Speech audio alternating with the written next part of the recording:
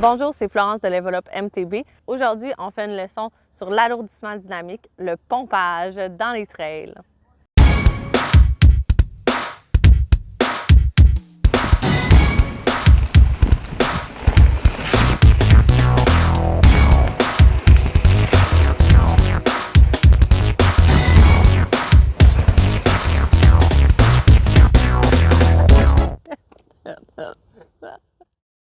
Quand on ride dans un sentier, il y a différents éléments qui peuvent nous faire perdre notre fluidité. Deux des éléments majeurs de perte de flow, ça va être de pédaler en sentier ou de perdre la traction de nos roues. Aujourd'hui, pour essayer de gagner le maximum de vitesse avec un minimum d'effort dans nos sections de trail préférées, on va travailler sur le pompage, l'alourdissement dynamique. Quand on vient s'alourdir intentionnellement sur notre vélo dans certains endroits clés de la trail, on vient amener une accélération qui est complémentaire à notre accélération gravitationnelle puis qui va nous permettre d'aller chercher de la vitesse dans les trails. Pour faire un alourdissement dynamique, on va y aller en 3 étapes. Première étape, on va aller chercher une position qui est une position neutre. On va faire notre reset, s'assurer qu'on est vraiment centré, que le poids est dans les pieds puis qu'on est détendu.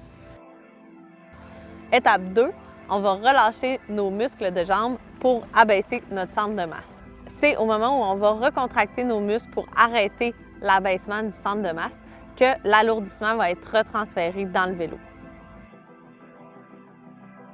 Étape 3, on va rester bas pendant une petite seconde afin de limiter l'allègement de nos suspensions, mais aussi d'être déjà dans une position engagée pour ce qui s'en vient par la suite dans la trail.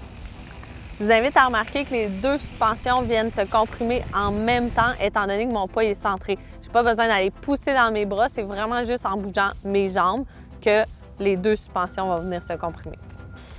C'est vraiment important de rester centré tout au long de la manœuvre, avant, pendant et après l'alourdissement. On veut que tout le travail se passe dans les jambes et éviter de venir pousser dans les mains. Venez-vous-en! On s'en va en sentier!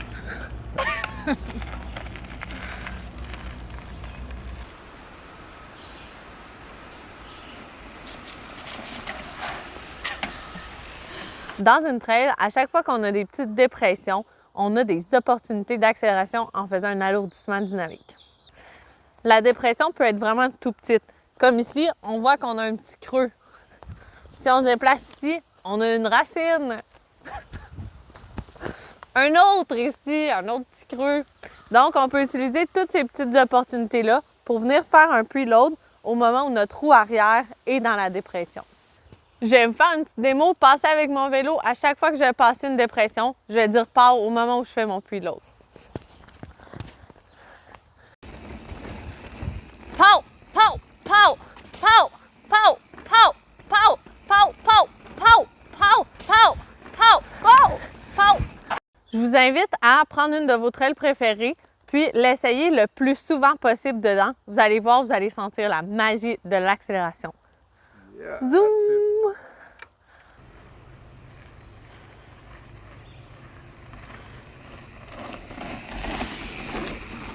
Ici, on est à côté d'une pump track, un très bon exemple de plusieurs dépressions consécutives. Ici, la technique elle va être un petit peu différente. On n'aura pas besoin de laisser tomber notre centre de masse parce qu'on va laisser le vélo monter vers nous, puis on va déjà être recroquevillé sur le vélo. Donc, tout ce qu'on va faire, une fois que la roue a passé la bosse, on va venir pousser dans nos jambes. L'important ici, c'est de se rappeler que nos bras, tout ce qu'ils font, c'est accompagner le vélo. On ne veut pas venir pousser dans le vélo, bouger, tirer sur le vélo. On va vraiment accompagner, laisser les bras détendus. Pow!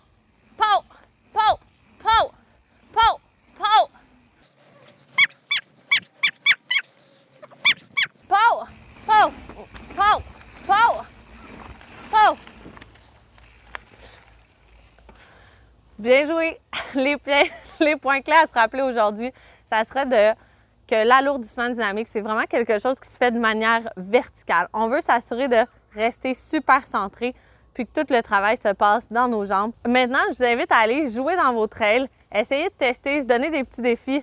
Une trail qui est facile, des petits bouts où est-ce qu'on a envie de pédaler normalement, de se dire est-ce qu'il y a des endroits où est-ce que je pourrais venir faire un preload, ou est-ce que je pourrais aller essayer cette technique-là, gagner de la vitesse puis éviter de pédaler.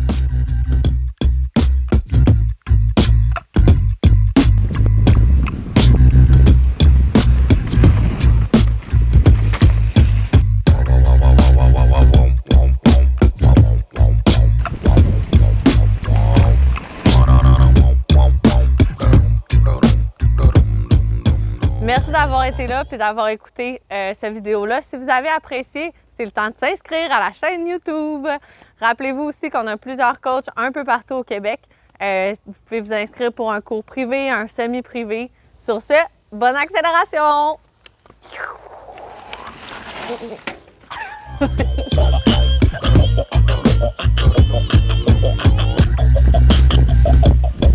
C'est Florence de Level Up MTB. Level Up